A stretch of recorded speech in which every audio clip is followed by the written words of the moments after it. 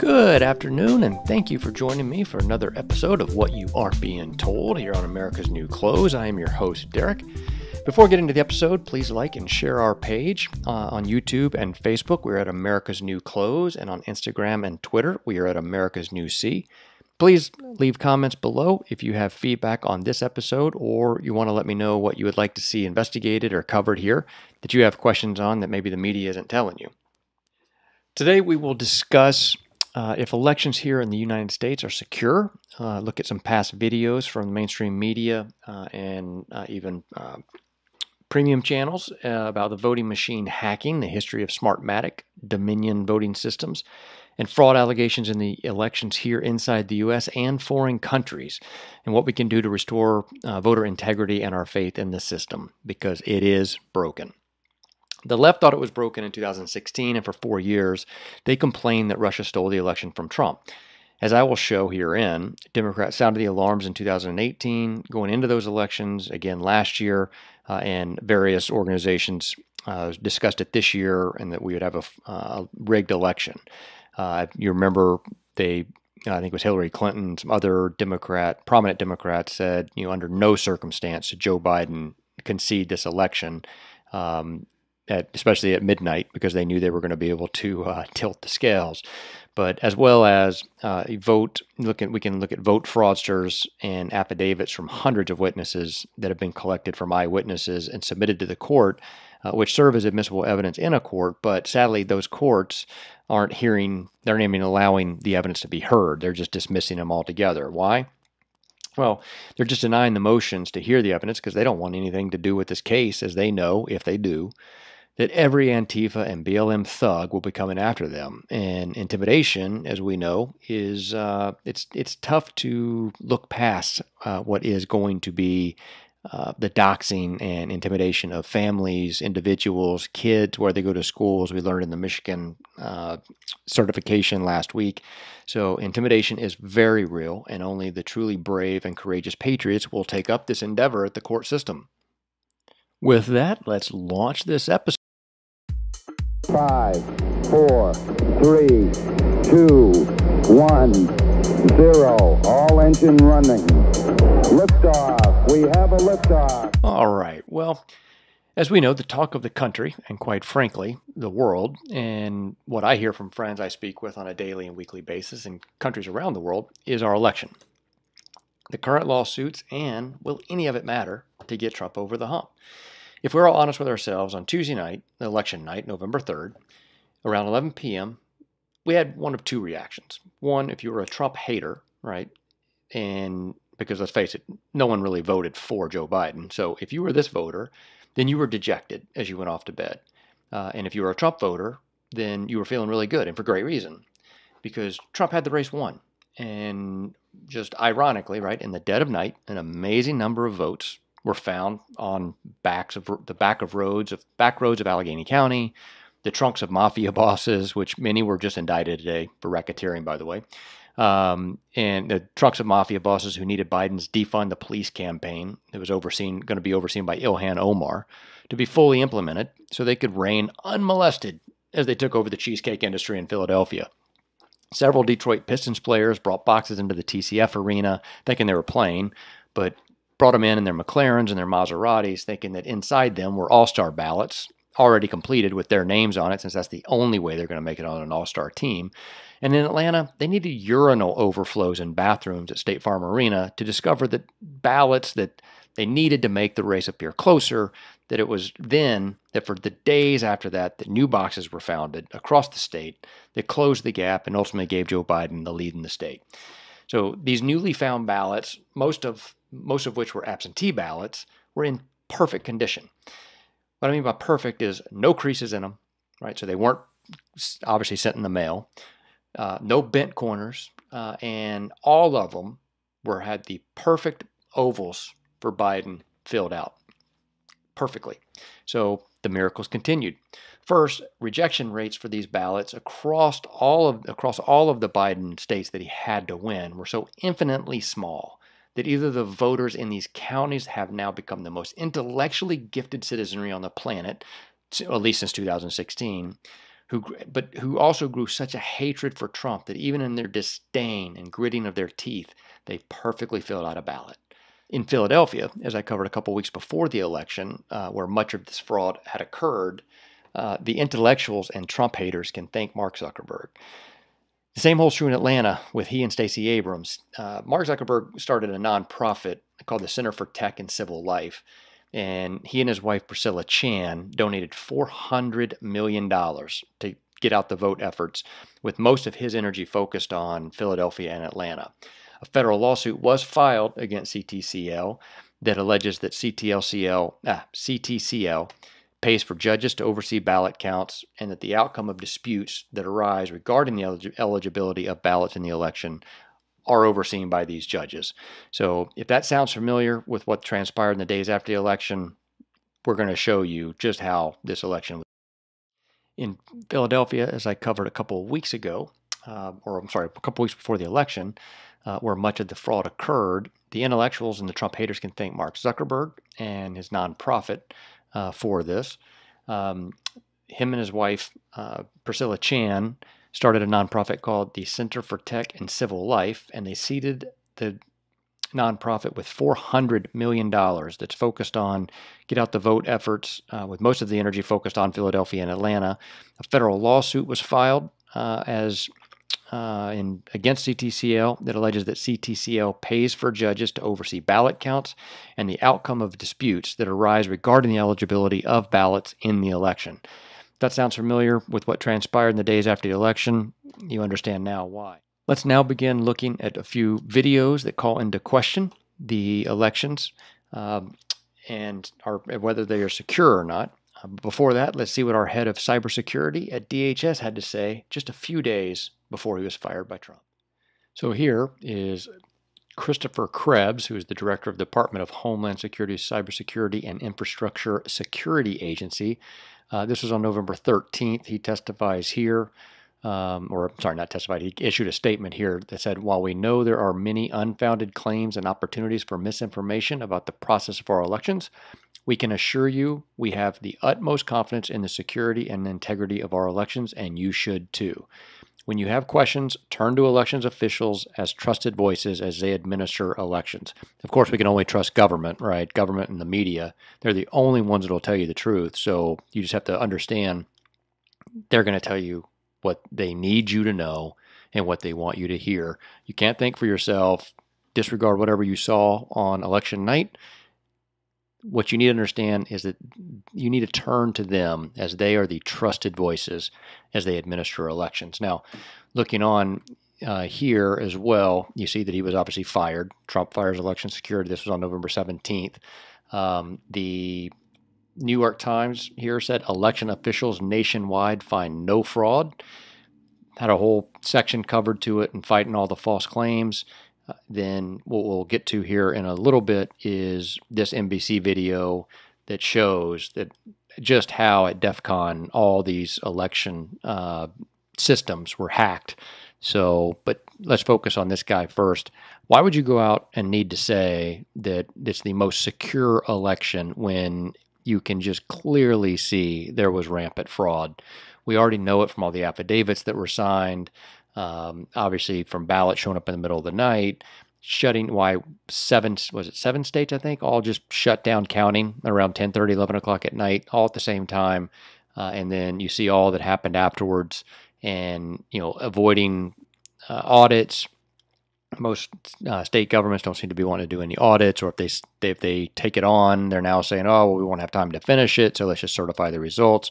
But, you don't profess this loudly unless you have something to hide. So, the FEC chairman is coming out now and saying he clearly sees that there was fraud, but this cybersecurity hack dude here claims that there wasn't any fraud and it was the most secure election of our lifetime, basically. So we all know that, obviously, to be false. And again, you're professing very loudly when you send CNN out to do a article that proclaims that none of the above is true. What had happened was Sidney Powell, I think on Thursday or whatever of last week, had claimed that the voting machines from the election technology company Dominion Voting Systems that feature that software, that was used on those systems on election night was created at the direction, quote unquote, of former Venezuelan President Hugo Chavez to swing his own election results, and that the company has ties to the Clinton Foundation and Soros. The next sentence says, facts first, none of this is true. Dominion has no corporate ties with Venezuela, the Clinton Foundation, or Soros. Meanwhile, in their own very article, they go through and highlight where they actually do have corporate ties with Venezuela, Clinton Foundation, and Soros. Reading, Smartmatic was founded in Florida by two Venezuelans and did provide election technology to the Venezuelan government. They go further down and say that neither Dominion nor Smartmatic have corporate ties to the Clinton or Soros, a major Democratic donor, but while Dominion did agree to donate its technology to Emerging Democracy as part of a program run by the Clinton Foundation in 2014, according to the foundation's website, Dominion said in a statement that it has no company ownership relationships with the foundation. So that's the key. They don't have any ownership in Clinton, or the Clinton Foundation has no ownership, and vice versa, into Dominion, but doesn't indicate, or that does not mean that there are no ties between the two. Further, and while the chairman of the board of Smartmatic's parent company is also on the board of a foundation run by Soros, the Open Society Foundation, Soros himself is not involved in either company. Now, you can go in and look at Open Society Foundation and Tides Foundation. Pretty much every far left, just progressive entity that exists, looking into whether it be racism or voter integrity and voter ID, abortion, anything, is pretty much has a huge donation or interest level from Open Society. So what's odd here about the CNN is that while they're trying to say that none of this has anything to do with Venezuela, Clinton Foundation, or Soros, in their own article, they mention and show where the ties are. So we know that during the 2020 election, Smartmatic's technology was used, it says, only in Los Angeles County and not in any of the swing state, according to the spokesperson for CNN. But we know that Smartmatic technology is part of the voting systems, and that's been highlighted many times in Congress and elsewhere. Here also, keep in mind, this was reported on November 23rd, being today, that included the ties between Dominion voting systems and socialist Venezuela dictator Hugo Chavez was called into question as a conspiracy theory. The New York Times said that attorneys pursuing this angle are steeped in unsubstantiated conspiracy theories about a voting software company affecting the election's outcome. Now, what's interesting is in this article, they go on to show that in the past, many alerts were brought to the attention of congressional leaders, the FEC, and so forth and so on, that even in December of 2017, an investigative journalist named Brad Freeman wrote for the Huffington Post, by no means a Newsmax or Fox News right-leaning publication, wrote, as part of a detailed investigative expose series in 2008, as we broke the story of Hart InterCivic's quietly attempted hostile takeover of Sequoia. Sequoia was Smartmatic divested of their share of Sequoia, and so that's how those two firms are related. It says, we revealed the fact that, despite representations to the contrary, possibly even to U.S. government investigators, the IP, being intellectual property, for the vast majority, near entirety of Sequoia's voting systems was actually secretly owned by the Hugo Chavez-tied Venezuelan-based firm Smartmatic. Smartmatic was under investigation back in 2007, I think it was, 2006, and so then they divested of their shares or their ownership interest to avoid further investigation. And here, a little bit further down in the article, in 2004, Smartmatic, which specializes in building and implementing electronic voting systems, bought Bizta, in which both Smartmatic and the Venezuelan government had large stakes. The Miami Herald revealed that the Venezuelan government owned 28% of Bizta, which was operated by two of the same people who owned Smartmatic, two Venezuelan gentlemen. Bizta and Smartmatic had partnered with Venezuela telephone giant CAN-TV to win a $91 million contract to supply electronic voting systems or voting machines for Venezuelan elections, including the controversial 2004 referendum that Chavez won on. Goes on to say in 2005, Smartmatic purchased Sequoia Voting Systems, one of the leading U.S. companies in voting. Also, what is also alarming is Smartmatic's chairman at the time was a member of the British House of Lords, a guy named Mark Malloch Brown, who's a former vice chairman of George Soros's investment funds and former vice president at the World Bank. If you want to go down a rabbit hole, go look up this guy, and it will lead you to all kinds of places that start to open up a large can of worms for people to go down. Look at another article here that was done, but Smartmatic Revisited goes on to talk about in 2003, the Venezuelan government bought, through an intermediary, Omar Mandilla Castillo, a 28% participation in a company called Vista, which we just talked about earlier, for 300 million bolivares. This was to be the first contract won, which was a $121 million contract, of which 91 million was to be the Smartmatic and Vista part of the election system that was won by Smartmatic in Venezuela. Since Smartmatic has been granted without public tender contracts worth at least now 131 million at the time of this article. In 2005, Smartmatic purchased Sequoia Voting Systems for $16 million. In 2006, an investigation into the purchase and the links between Smartmatic and the Chavez Ravine was launched by the Committee on Foreign Investment in the United States. Instead of submitting to the scrutiny that the Committee of Foreign Investments in the United States probe would bring, Smartmatic just decided to instead sell its ownership stake in Sequoia, blocking further investigation into its convoluted ownership structure and the shareholders. Through bribes, misrepresentation, and fraudulent practices, Smartmatic has been contracted in the Philippines, Bolivia, and Mexico, which they were known or shown to be fraudulent in those elections as well. So here in 2004, in May, the Miami Herald reported, quote unquote, a large and powerful investor in the software company that will design electronic ballots and record votes for Venezuela's new and much criticized election system is the Venezuelan government itself. Venezuela's investment in Vista, the ballot software firm, gives the government 28% ownership of the company it will use to help deliver voting results in future elections, including the possible recall referendum against President Hugo Chavez, according to the records obtained by the Herald. Until a year ago, the Vista Corp was a struggling Venezuelan software company with barely a sales team to its name, records showed. Then the Venezuelan government, through a venture capital fund, invested about $200,000 and bought 28% of it. Venezuelan journalist Orlando Ochoa Peran investigated the claims published by the Miami Herald and discovered that Venezuelan officials were behind the incorporation of Smartmatic. Vice President, also USAID, IFES, the Carter Center, CNE, and Smartmatic. There's a connection here. President Carter down here has mentioned that to support the transition to and consolidation of democratic governments through which citizens choose their leaders and participate in all levels of political decision making, particularly in transition and sustainable development countries. That was said as according to Carter Center's America's Program Director Jennifer McCoy. She went on to say President Carter had traveled several times to Venezuela, including monitoring the 1998 and 2000 elections, and he and President Chavez built a very good personal relationship. Such a warm relationship may have come about due to the fact that the Carter Center is the sole subcontractor of IFES for the aforementioned purpose. And here, and I won't read this whole thing to you, but it says, in 2006, Smartmatic, in partnership with Sequoia, participated in Cook County's election in Chicago. The process was deemed a disaster by officials who went on to argue that electronic voting machines had not performed adequately.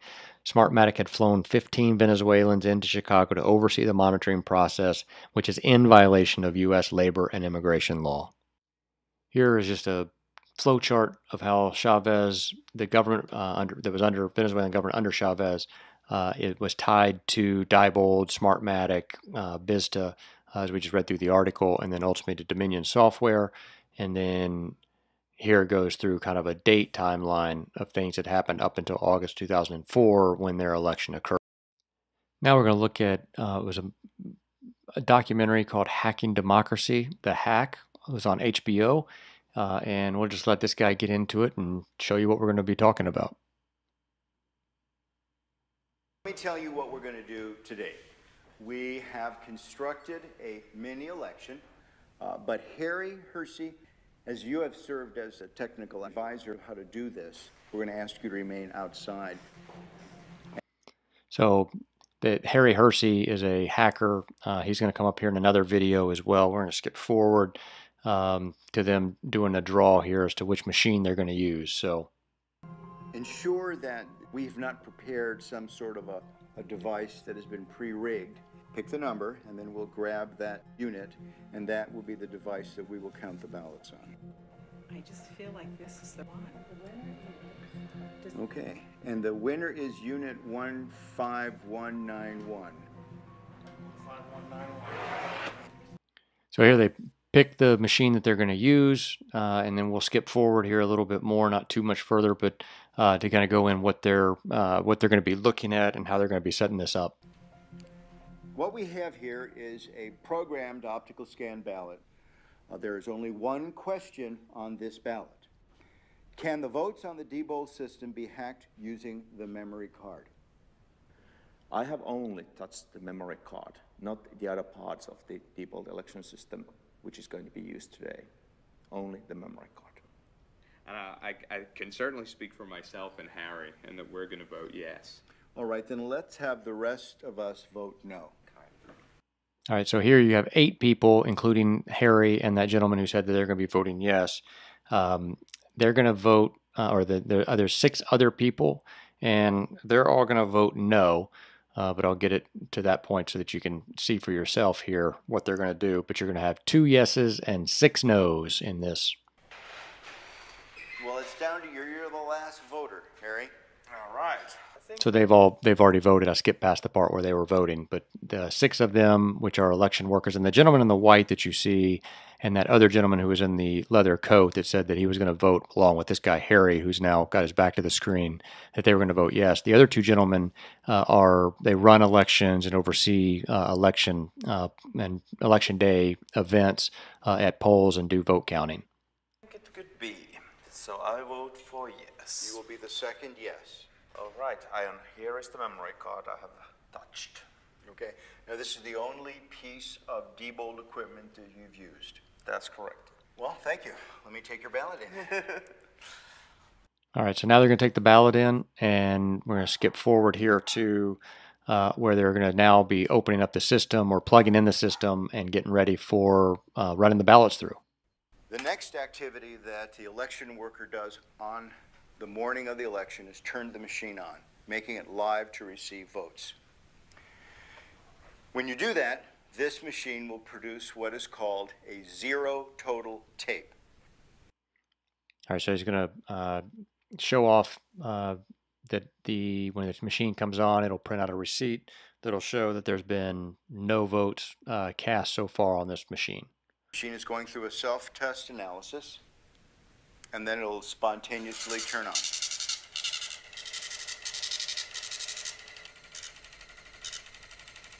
This is Harry's card that is telling us that there are 0 votes stored in the memory. All right, so now we're going to they're going to start scanning in the ballots. Let's see what happens. A yes ballot. We're going to put in another no. 7. And the last no ballot, 8. Placing the ender card in this device and telling it to turn off its counting function and do its reporting function will now cause the voting machine to print out a tape reading the number of votes that it had just read.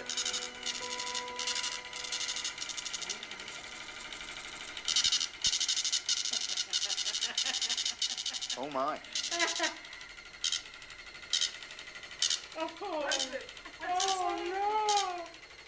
What is it? 7 yes, 1 no. Oh my God! So as you can see there, supposed to be 6 no's and 2 yeses, and the system was programmed, an algorithm was programmed on that card that would read somehow some of the no's to be yeses. So you end up getting 7 yeses and 1 no in that example. So here we'll skip forward to kind of what they start talking about. How do we know that Harry didn't just change the report and the votes themselves on the memory card are still correct? If that was the case, when they go into GEMS, the results would be different, isn't that right? And that's a good question, because some of the things that people are saying now is that it's going to be hard to go back and show the fraud and prove it, because the system is going to show you that those votes were yes votes, and you don't have it's a lot of these ballots have been destroyed. Here in Cobb County, I think the other day we were seeing, now we haven't validated if it was true or not. I know that I believe the cops were called, but they were destroying and shredding ballots supposedly here in Cobb County that have been counted. So what this woman just asked is, how do we know that the card doesn't show that, oh yeah, there's been seven yeses and 1 no's, but the system itself actually recorded those ballots accurately to be 6 no's and 2 yeses. So here's how they address that. I mean, the only way to know that is to read them into GEMS and to check the vote totals. See what GEMS says. Should we do that? I think we should, because I want to confirm for my own analysis, is this just a superficial Right, that's a good hack? In other words, question. did we just change the words on this paper? Right, so now they're going to look into now going in and plugging in that computer into, or plugging that system into a computer to get the accurate. We will upload this memory card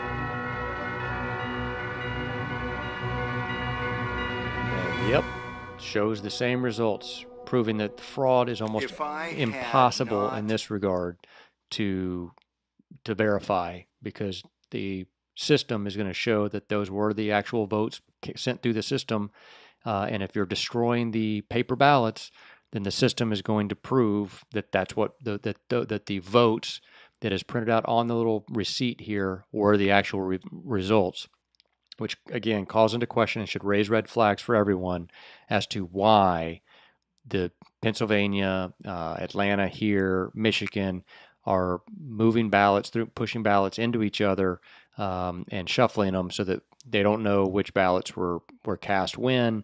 They're destroying ballots, that type of thing. So it's just a very, very rigged system, and just shown here. This was, I think, back in 2009, I think it's actually, or 2010, I think this report was actually done. It's just how easy it is to hack the system. Seeing what was behind this, I'd have no reason not to. I would have certified this election as a true and accurate result.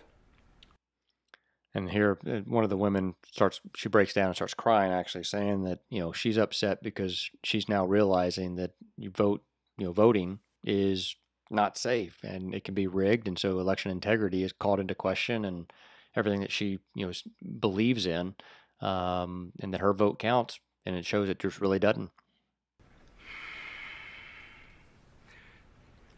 I don't know exactly how to describe what I saw here. And then he goes into here in just a second. Let me fast forward to where he actually gathered his thoughts for a few minutes, or a few seconds. I think we, as election officials, need to be a little bit more demanding from the vendors as to the technical specifications of this equipment. The vendors are driving the process of voting technology in the United States. I would much rather, at this point, I think, focus on allowing citizens to select technology that satisfies their needs. Well, So this was a good video that showed that, again, that Harry Hursti, or whatever his name was, just how he easily can rig a vote in a voting machine. He'll show up in a later.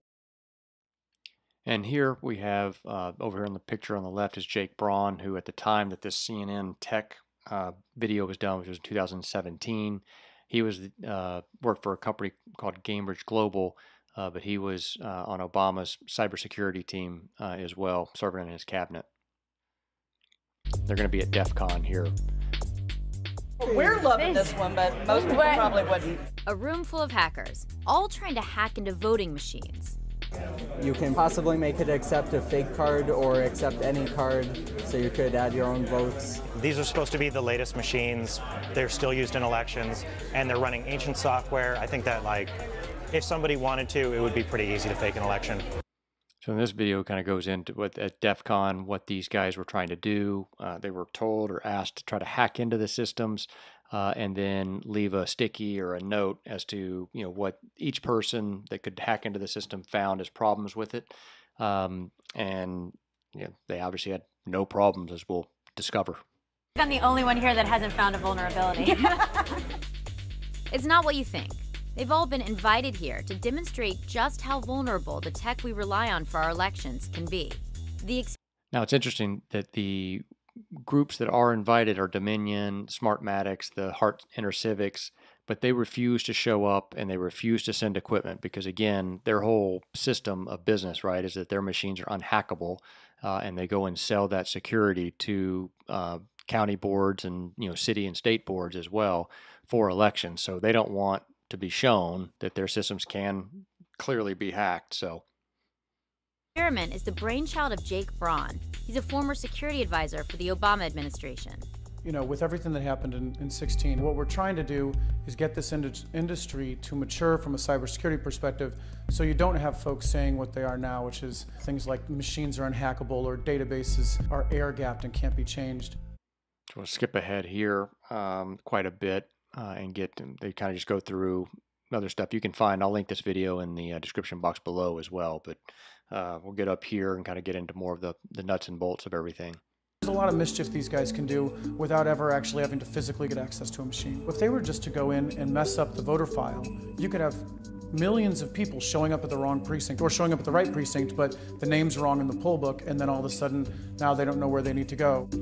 And we know that happened in several cities, especially in early voting. Here in South Carolina, you heard people showing up to vote, and they'd already been told that a ballot had been sent to them and that they had already voted, and they were saying, well, I never received one. So what you had was ghosting and some other mechanisms that the fraudsters do in order to gain access to ballots and gain access to addresses to then vote for people. The Department of Homeland Security also found that they targeted election-related systems in as many as 21 states. If you wanted to go in and specifically manipulate vote counts on every single machine in America, that'd be really hard to do. Right. But you don't need to do that to have an impact on the election in 18 either. You only have to flip a couple Senate seats to have an impact on U.S. Congress. If it can be done, there's a chance it's already being done. And as we just learned, as he had indicated, you don't have to access all of them across the country. You just need access to a few of them. And I think most of us know that clearly is what happened. It's hard to make any sense of the other vast irregularities that occurred and all these huge vote drops that came in for Biden over Trump, and vote systems that deducted votes from Trump and even Biden, but deducted them and then made them up somewhere else along the way. Now here in this next clip, you'll see that Harry Harsty guy who was in the last video, who was the hacker. Would need to do. Do you think that nation states, real criminals, already have an idea of some of the vulnerabilities that are being discovered today? Absolutely. It's all documented. It's in public documents. Right. It's not hiding anywhere. You can go actually to Secretary of State websites and download and learn hundreds and hundreds of vulnerabilities. By the end of the weekend, all of the available machines had been hacked successfully, including an electronic poll book system that still contained the personal data of over 650,000 Tennessee voters in Shelby County. Which should be very alarming, right? I mean, one, every single voting machine there was hacked. And of course, these guys, and it mentions in the video, they've never seen these systems before. So they're just brand new, coming in, opening these things for the first time, seeing where their vulnerabilities are, and they were all able to access and hack the systems and then get access, like they said, to Shelby County 650,000 person poll book, which is what is used by fraudsters. There was an article I'll try to link to here in a minute that shows how he goes about doing it in Philadelphia and setting up teams to go about and how they get access to the poll books and vote for people who didn't vote in the last presidential election or maybe haven't voted in the last 2 or 3 cycles, and then they solicit a ballot for them and vote for them. The plan is to eventually present the event's findings to Congress. What the election industry needs to do is start working together with our national security agencies to share threat information, understand when the bad guys get in, and then get them out when they do. If we don't get our act together quickly, this could be one of the biggest threats to American democracy in our history. Do you believe that right now we are in a position where the 2020 election will be hacked? Oh, without question. I mean, the 2020 election will be hacked no matter what we do, even if we're as more successful than I even think we could be in securing our elections. The question is, will we be able to identify the attacks before they can have an impact on the election through things like audits of vote counts? And can we get the bad guys out before they can do something bad? So again, very alarming there that he had indicated that the 2020 election will indeed be hacked. He's just hoping that the systems that they were setting up would catch them beforehand. The interesting part is what happens if they're all in it together and they're not looking to try to actually catch the perpetrators because they want the outcome of the election to come their way. And here we have another DEF CON. This one was brought to you by NBC News. So again, these are definitely groups that are not favorable to conservatives. DEF CON is an annual hacker conference, and in my world, conferences tend to be these sort of big sponsored events with elaborate advertisements everywhere. But DEF CON is very unique in that everybody who attends, including press, pays $300 cash to attend. There are no sponsors. It is a fiercely independent spirit on display there. And then, so he kind of gives you the lead in here. We'll skip forward here a little bit into, again, kind of getting into the nuts and bolts of the conference so you can see kind of what transpired. We're there specifically to attend something called the Voting Village, which is something that's gone on for 3 years. And in this, its third year, they had assembled some of the most common voting machines in the country, both systems that are on the front end that you and I use to actually register our vote, and the back end, tabulators and so forth, that you would feed a paper ballot into or that oversee a system. What was so... And then one thing, this video was in 2019, and then NBC also, or NPR, did a investigative report a week before the election here in Georgia on the systems as well as that Dominion was going to be using. Them. But no, it turns out there's an extremely hostile relationship there, and that ES&S and Dominion and other companies have basically said we don't want to participate, and really have been quite aggressive in saying we don't want to be part of this. Yeah, they don't want to be part of it because they don't want everybody to see that their systems are easily hackable and where all the vulnerabilities are. Now, there's a guy named CodeMonkeyZ on Twitter who has gone through the Dominion manual and has highlighted pretty much in every single section of the Dominion manual where it can be hacked. But here we'll continue here with this NBC. Anybody can buy some of the most common machines in use on eBay. What was really alarming was when you see these hackers, and these are people who've never seen these machines before, have had no practice on them for the most part, come in and engage them, they immediately get into the guts of them. Beyond that, we were seeing Dominion's ImageCast system. It's a line of tabulators that paper ballots are fed into. That had its guts all over the room. It was not clear. Yeah, and that's what we were going through, is on the ImageCast, where you go in and you touch ballot your vote, or touch screen your vote, and then it prints out. And so now you got a paper ballot of it, but it's also in the system. Now they can destroy those paper ballots, but they'll say, oh, well, it's in the system so we can see how he voted. And in one article I was reading, a guy was saying that even if your thumbprint tied to your vote can show that the vote was cast just as you actually voted, but actually in the system it will show something different, but it won't be tied to your fingerprint. It'll just basically say, in total, X amount came in for so-and-so and X amount came in for so-and-so. But when you print out if you wanted a receipt of what you voted for, it would show you that, if you voted for Biden, that it showed Biden in the system, but it actually may go to another candidate, or it'll be fractionally shared. So maybe 1.25 goes to Biden and 0.75 go to the other candidates. I know that Georgia just spent is about to spend over $100 million on a contract with Dominion to provide ImageCast hardware to the state in time for the next primaries and for the 2020 election. And now what's interesting there about Dominion in Georgia and Brian Kemp, the governor here, is that a former chief of staff for Brian Kemp is now a lobbyist for Dominion. And then Pelosi has ties to lobbying for Dominion as well. along with some other congressional and Senate leaders as well, or senators in Washington, D.C. You could certainly do within 6 minutes behind a curtain, much less if you had extra time because any of these were connected to the web, as we discovered a couple of days before. So many.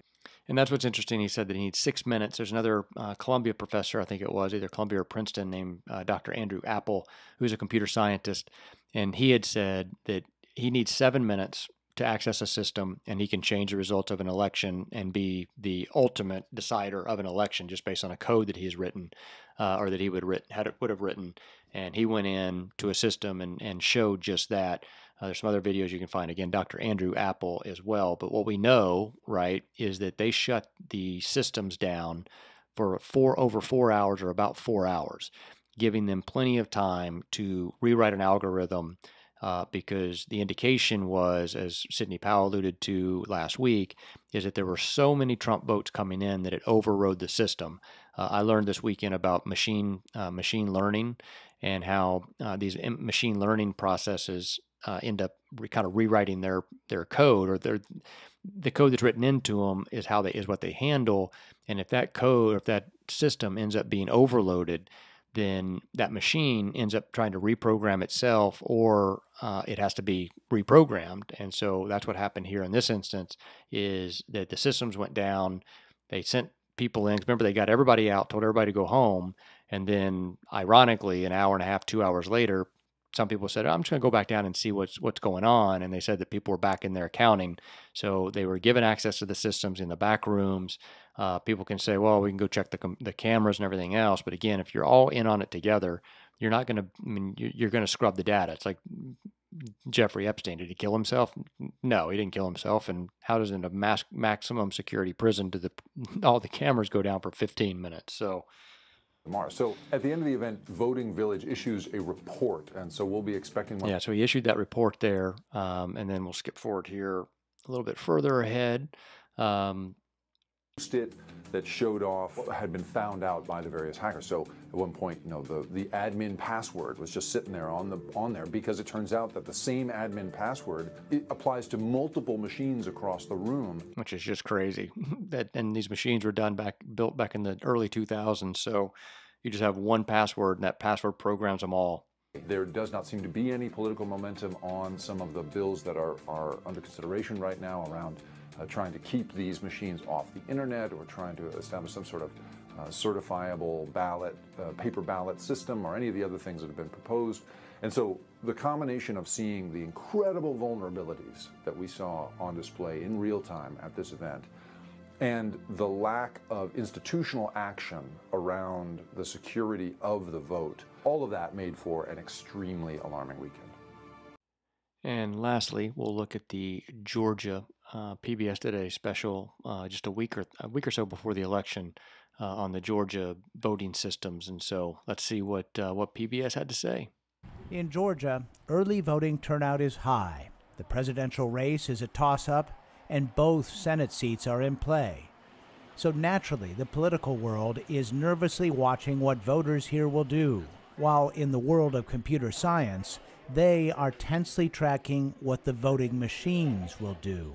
Georgia's kind of a petri dish. Alex Halderman is a professor of computer science at the University of Michigan. There's a lot more we have to learn about Georgia's election system, and that's going to help inform how to better secure elections, not just in Georgia in November, but across the country for years to come.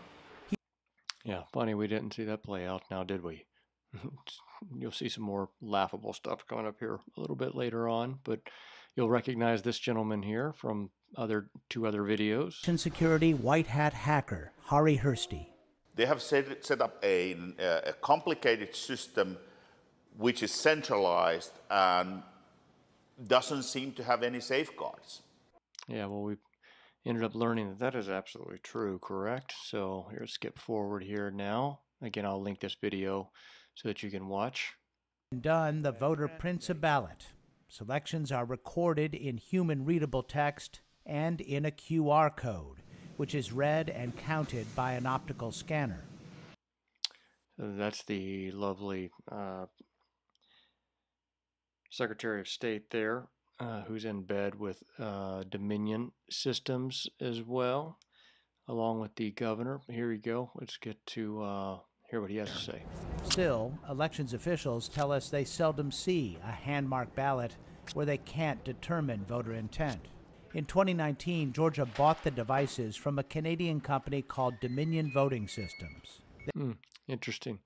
Again, Chief of Staff for Brian Kemp now is a major lobbyist for Dominion Voting Systems. Security activist Marilyn Marks was part of the lawsuit that triggered the change. But for her, ballot marking devices, now used widely in 14 states, are not the ideal remedy. We need paper records that are marked by the voter, with the voters on hand, where we know that was recorded the way that the voter wanted it recorded. So she... Exactly. Definitely need paper ballots so that we can keep a record of knowing exactly how we voted when we turn the vote in. Putting technicians in every single polling place. We have to make sure that not only do the poll workers know how to use the equipment, but then these technicians are then going to be relied upon to fix any issues. We want to just fly under the radar and do our jobs and, you know, stay away from the news. Yeah, well, that didn't happen now, did it? But election security experts working for the plaintiffs in the lawsuit against the state have uncovered several troubling issues. Alex Halderman looked closely at the QR codes, where the votes are encoded for the scanner. By analyzing the structure of the QR codes, I've been able to learn that there's nothing that stops an attacker from just duplicating one. And the duplicate would count the same as the original barcode. Yeah, we heard that several times from people up in Michigan and Wisconsin saying that they were just sending the same ballots through over and over and over again. So definitely likely that that's what happened. It was the QR code was just photocopied. Dominion sent out a last-minute software patch. I'm worried that the Georgia system is the technical equivalent to the 737 MAX. They've just made a last-minute software change that might well have unintended consequences and cause even more severe problems on election day. You never want to rush something which is mission critical, and this is mission critical, into production without proper time of testing. That's really one of the ways bad actors are finding the vulnerabilities to exploit, is looking for honest vulnerabilities and finding out if they can be weaponized, if they can be exploited. Oh yeah, well, they definitely were exploited, as we well know now. So, Secretary of State says post-election audits will bring any QR code discrepancies to light. We're in the process of really, continuing to expand the capabilities that we have so we can audit more of the races. When we do the audit, we actually do it on the human readable portion, not on the QR code. Alex Halderman and his team at the University of Michigan conducted a mock election to see if voters are likely to catch mistakes on the printouts. Only 7% spotted a deliberately planted error. So double-check your ballot before you scan. For the PBS NewsHour. And there you go. And now we're in this situation that we're in Georgia because of these assholes. What else is interesting is whoever this gentleman or person is on Twitter, WeRise, they went through, and now I don't understand any of this gibberish. I mean, this is Greek to me. But what I sent this off to a friend of mine who's in the IT industry, and what they were saying is that what this shows is how many times the system was hacked or hit from the outside, meaning it was plugged into the internet, which our voting systems are not supposed to be. I think that's part of the law, that it can't be tied into the internet, so therefore it can't get hacked, or hackers can't get access to it. But what this gentleman or person was able to show is, and you can again follow them at we_have_risen to see what they had said. But this was back, I think, on like November 5th or 6th or something. I think it was maybe on the weekend that this came out. But then you can see here they even went in, and all of these things are showing the glitches that were being blamed in Georgia, which hackers have indicated there are no glitches in these systems.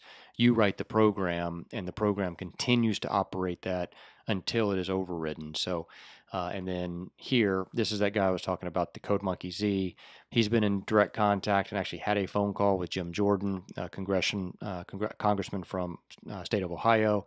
And then over here was gone into Lou Dobbs. Got this graphic related to all of the government facilities sector and election infrastructure subsector charters and membership, which includes Amazon, Dominion, and then the election systems, Hart's InterCivic, Sitel, and Smartmatic. All of these are being implicated by Rudy Giuliani as in having hacked and counted the votes overseas, which again is in violation of federal law. And just lastly, before I get into the congressional letters and the other articles talking about Smartmatic and the concerns that Democrats had, this is I use this kind of stuff for stock trading, but it's a standard deviation chart. So you have an average and you have a mean, and then you'll have what's called two standard deviation, and then rarely ever do you see a 3 standard deviation. I don't have a 3 standard deviation set up on any of my spreadsheets or stock charts. I would maybe go to 2.5, but usually 2. 2 usually means if you get up to 2, then you're going to have a pullback and you're going to have a sell-off because you're just so far extended. And same on the deviation to the downside. If you're at a 2 deviation on the downside, you're most likely going to bounce as you're oversold. Here they used a 3 standard deviation. We had never been outside of a 2 standard deviation looking back at vote count and voter turnout in the history of our country. The closest we came was JFK in 1960. But if you go back here and look, you had, Clinton, even in his second election year, re-election year, was barely, it was almost down to the low count of 2 standard deviation. But now look what happened. This year, Joe Biden exceeded a 3 standard deviation. So, he went so far beyond, and people can say this is was the mail-in ballots and absentee ballots or whatever. That's just wrong. You still would not have this far out situation of being able to achieve a 3 standard deviation in this. The data scientist that I got this information from says that you can only expect to be outside of a 3 sigma 0.3% of the time. So that means that 3 times in every 100 or in every 1,000 elections, or roughly once every 1,333 years. And since half of those occurrences will be for low turnout, we can expect a high turnout election to exceed 3 sigma roughly once every 2,666 years. So the gentleman who was, it turned out a larger vote than Barack Obama, and Obama in 2008, you can even see here, he was just above the average on voter turnout, and that was an exceptional year for turnout. And then obviously Trump and Clinton exceeded that because there was so much excitement for having a woman break the glass ceiling, and then obviously so many people that didn't like her, but then also were big Trump fans as he was pulling 30, 40, 50,000 people at rallies. That occurred again this year. Yet Joe Biden couldn't get 12 people to a rally, yet he and Trump together exceed a 3 standard deviation, just unheard of. And here, just quickly, I'll run through, and I'll post them all. I'm not going to read any of them, but post them in the description box. But articles going back as far as 2010, we've already covered the one in 2006 that occurred in Cook County with that election. But here, New York Times, back in September of 2010, problems with new voting machines. And here, that I mentioned earlier about a guy that said how he could go through and in Philadelphia and get mail-in ballots, and they take them back and steam them to get the glue off of them when they go through and do ballot harvesting, where they're asking an individual, hey, well, we're with the Democrat committee or whatever. We'll go and mail your ballot in for you to keep them from having to leave their home, specifically targeted at elderly people and more impoverished people. So they could then take their ballot and undo, because he said what's hard is, you can't replicate an envelope, but you can replicate easily a ballot. So this article goes into kind of what he was doing to be able to show you how easy it is to commit voter fraud. And then here you have market of voting machines is broken. This company has thrived in it. This was in October of this year, 2019. Believe here, this was talked about the article or the letters that Klobuchar, Warren, and I think there was one other individual who sent it McCarthy, I think it was. And so here I'll show you their article. So this was from Congress of the United States here back in December of 2019. You can read through here, and they go through and question or ask questions of HIG Capital, which is a private equity firm, basically these private equity firms that own the voting machine systems. And so they each address each one of them. Here's an election systems and software one that the McCarthy Group owns, their large equity stake in that one. And then the other one down here being Dominion. So Staple Street Capital Group owns, it has a big investment in Dominion. So this was them saying, hey, are there any irregularities? Have you been, is everything on the federal code on the up and that type of thing? So you see there's plenty of articles that go into this.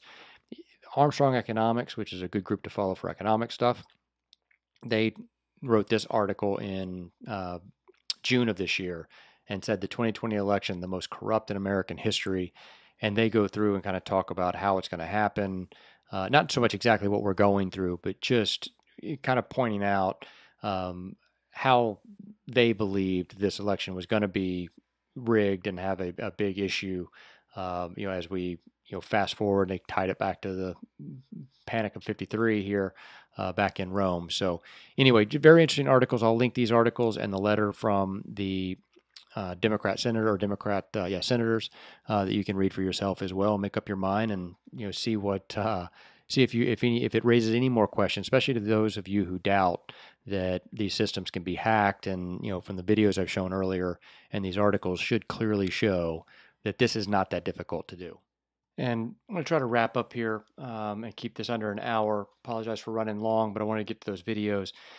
Here is an article that was done on Just the News. In a sworn declaration, a respected mathematician who has studied at Yale and Princeton, trained math expert, is now a professor at Williams College. He went through and on a phone bank with a guy named Matt Bernard, and they looked at just in Pennsylvania. I think it was I don't know if it was all the state or if they just picked out a few, a couple counties or whatever. But what he said was, I estimate that the number of ballots that were either requested by someone other than the registered Republican or requested in return but not counted range from 89,390 something to 98,800, to almost 100,000. It's because according to Pennsylvania state data for early and absentee ballot requests, there are roughly 165,000 ballots requested in the names of registered GOP voters that had not been counted as of November 16th. So this kind of thing goes in and plays into what we were talking about on that other article. That guy in Philadelphia was saying how easy it is for him to commit voter fraud. And of course, he was working under a condition of anonymity. But this is just another highlight here. This is a mathematician. Again, the thing that you have to look at is math is science. If they're going through here and figuring this out and applying it through all kinds of equations and formulas and coming up with this, then as it says down here, this data, which is provided by an expert witness, adds to the conclusions that some level of voter fraud took place in this year's election. Now the question is, if they're using this in the court systems, are they going to be able to show that there was enough votes to overturn the election? So Trump's got an uphill battle from that regard, especially if, like we showed in that other video, that you may know that the voter fraud happened, but if the system doesn't show that to you, then it's going to be hard to prove that. But it doesn't mean that it didn't happen. It's just you have to actually physically go through and show it. And if everything's rigged to not present the data and hide the facts and burn evidence and destroy evidence, then it's going to be very hard to do that. And lastly, we'll finish on this. I saw this the other day and found it kind of funny. Funny math. Biden won a record low of 16.7% of all U.S. counties, but ended up getting the most votes in history. Again, there's just so many things about this that makes no sense and it doesn't add up. Once you start putting all these pieces of the puzzle together, stepping away from mainstream media and them telling you that Trump's got no shot and that all this voter fraud scheme is a scam, and you start actually just looking at everything and putting that puzzle together, it only leads to one conclusion, and that's that it did happen. Again, the pressure is mounting and time is running out for them to be able to prove it. So, like what most Democrats said of Donald Trump, he's an illegitimate president. He's not my president or whatever. You're going to have the exact same thing going on for 4 years. Of course, now what was the losing side is going to just say, oh, suck it up. You have to deal with it. And of course, the winning side that was in 2016 and is now on the short end of that stick, of course, will be taking the same approach or some of the same approaches that the Democrats did in 2016 until now. Although I don't believe that you're going to see Republicans and Trump supporters going out and burning stuff down and having cry-ins. And I don't think their bosses and companies are going to be giving them a day off to go weep and cower in their corner in their safe space, mainly because we're not wusses. And that's just pretty much what it comes down to. Democrats are soft, and yet they go out and burn stuff down. And then when you go and charge at them, they back down and cower and everything else. But nevertheless, I think we're in for a very tough next 4 years, and it's going to be an interesting civil war that is going to unfold here, regardless of who's sworn in on January. So thank you for tuning in tonight to an episode of What You Aren't Being Told by Mainstream Media. Hope you found all the information informative. If you would, again, like and share our page here on YouTube and on Facebook at America's New Clothes, and Instagram and Twitter at America's New C. Stay tuned for further episodes coming up this week. Thank you.